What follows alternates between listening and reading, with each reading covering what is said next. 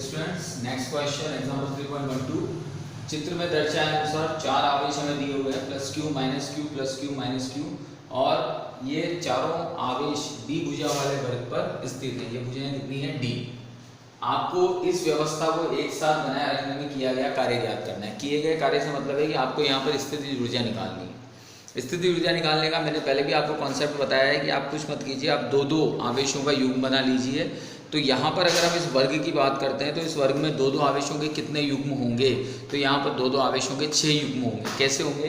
देखिए, पहला, दूसरा, तीसरा, चौथा, पांचवा और छठा, यही होंगे। तो यहाँ पर सबसे पहले हम डिस्टेंस देखते हैं। यहाँ ए बी बराबर बी सी बराबर सी डी बराबर डी ए बराबर डी, ये तो ये हो गया। अब विकर्ण की डिस्टेंस देखते हैं, ए सी।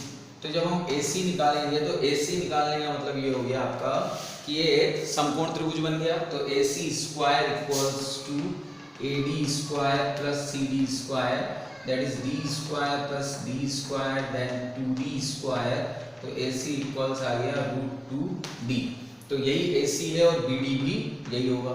ठीक है, तो बस अब करना क्या, अब वही 6 निकाय हैं तो कुल स्थिति ऊर्जा निकाल लो या कार्य निकाल लो, एक ही बात है ना। कार्य निकालो क्या हो, तो U1 U2 U3 U4 U5 U6। ठीक है, U1 इन दोनों को मान लेते हैं, तो ये हो जाएगा K Q1 Q2 by D, K Q1 Q2 by D, K Q1 Q2 by D, K Q1 Q2 by D, K Q1 Q2 by D और K Q1 Q2 by D।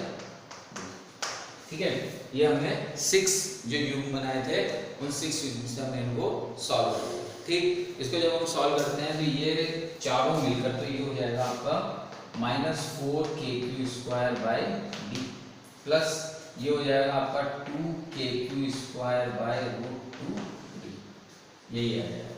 ठीक है, अब इनको और ज़्यादा सॉल्व करना चाहें तो ये हो जाएगा KQ स्क्वायर या 2KQ स्क्वायर बाय D। अगर हम कॉमन ले लेते हैं यहाँ से तो अंदर आएगा -2 प्लस 1/√2, ये आपका आंसर हो जाएगा। ठीक है, अब सेकंड पार्ट में कह रहा है इसका वो है कि कोई आवेश Q0 वर्ग के केंद्र E पर लाया जाता है यहाँ पे। तो चारों आवेश अपने शीर्षों पर दृढ़ रहते हैं, तो ऐसा करने में अतिरिक्त कार्य तो वापस वही, यहाँ से यहाँ, यहाँ से यहाँ, यहाँ से यहाँ और यहाँ से यहाँ, कुल कार्य निकाल लीजिए। तो कुल कार्य निकालने के लिए सीधा सा फॉर्मूला वही, तो हमें क्या निकालना है इसमें, अतिरिक्त कितना कार्य करना पड़ेगा। तो सबसे पहले तो W बराबर होता है Q0V। ठीक है, तो सबसे पहले तो आप विभव निकाल लीजिए सबका, इसके कारण इस पर, इसके कारण इस पर, इसके कारण इस पर, इसके कारण इस पर। तो थोड़ा सा हम सोचें तो ये दूरियां तो आपस में समान है, समान है। ठीक है, तो अब यहाँ दो प्लस है और 2 माइनस है, तो कुल विभव तो क्या आ जाएगा, 0। भाई ये जैसे हमने लिखा V, कुल विभव निकाल दें, कुल विभव सबसे पहले इसकी वजह से तो KQ/AE, फिर इसकी वजह से BE, फिर इसकी वजह से CE और फिर इसकी वजह से DE। ठीक है, तो ये सब तो समान है ना, AE BE CE DE समान है, तो विभव तो क्या आ गया, टोटल 0। विभव 0 आ गया तो कार्य भी क्या आ गया, 0। ठीक है, तो ये इसका आंसर हो गया। ओके, अब नेक्स्ट क्वेश्चन देखते हैं हम 3.13।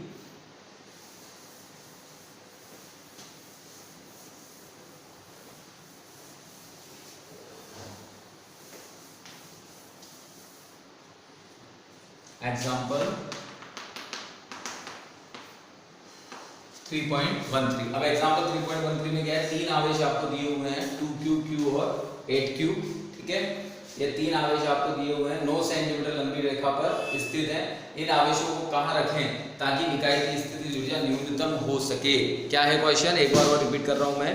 3 आवेश आपके पास है, Q है, 2Q है, 8Q है, 9 सेंटीमीटर लंबी रेखा है। तो सबसे पहले तो ये 9 सेंटीमीटर लंबी रेखा होगी, ये 9 सेंटीमीटर लंबी रेखा है। ठीक है, अब इस पर 3 आवेश है Q, 2Q और 8Q।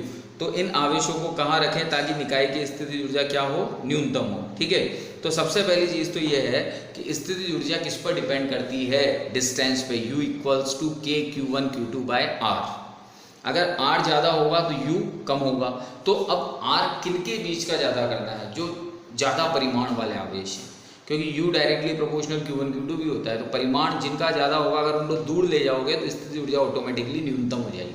तो यहाँ पर 2 परिमाण वाले आवेश है 2Q और 8Q, तो इन्हें तो 2 कॉर्नर पे रख दो।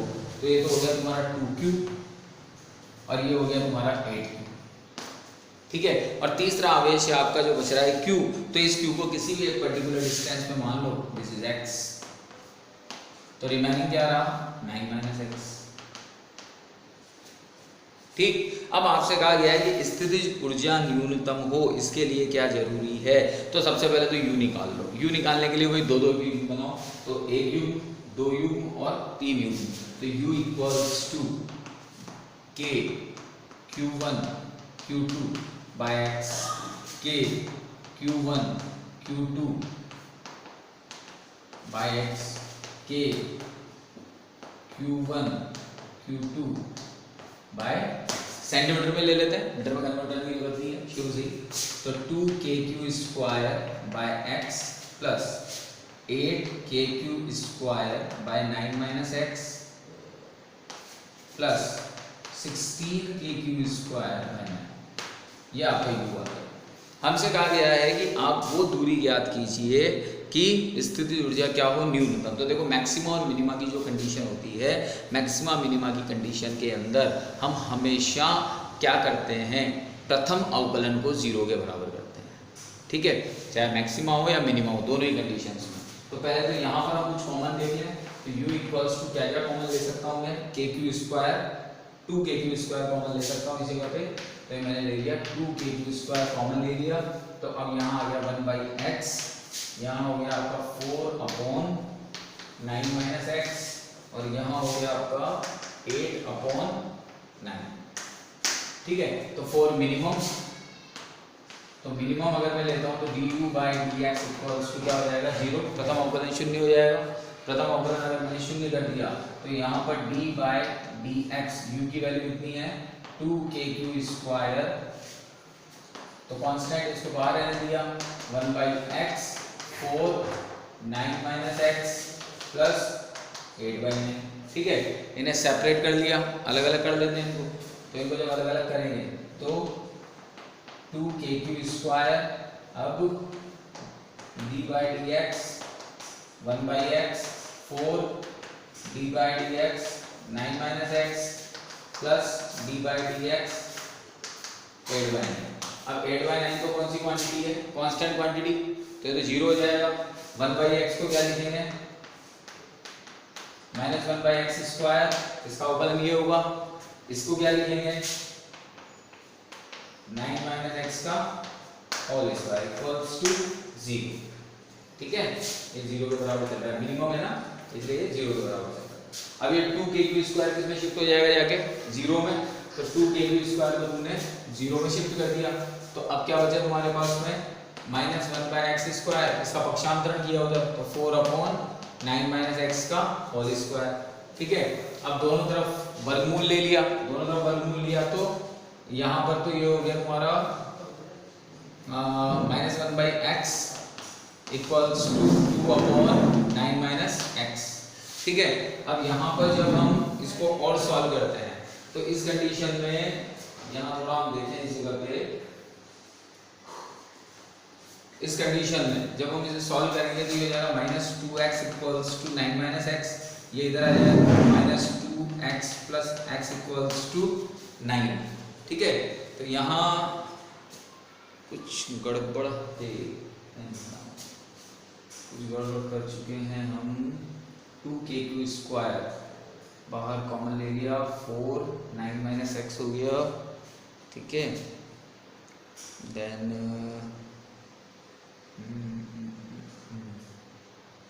ठीक है, 1/x स्क्वायर, ये प्लस है 9 - X का होल स्क्वायर तो ये लेंगे, ऊपर जाएगा, इन्वर्स हो जाएगा, माइनस प्लस होगा। Okay, this term will be positive, ठीक है।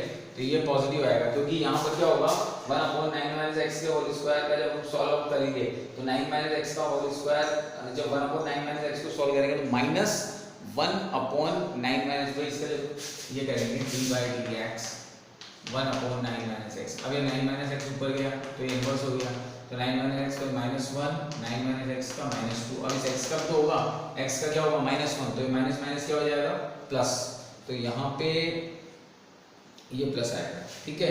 तो प्लस आते ही ये हो गया आपका 3x = 9, देन x = 3 सेंटीमीटर। तो इतनी डिस्टेंस पे आप अगर रखेंगे क्यू को, तो उस कंडीशन में पूरा का पूरा निकाय संतुलन की अवस्था में रहेगा। Okay, thank you.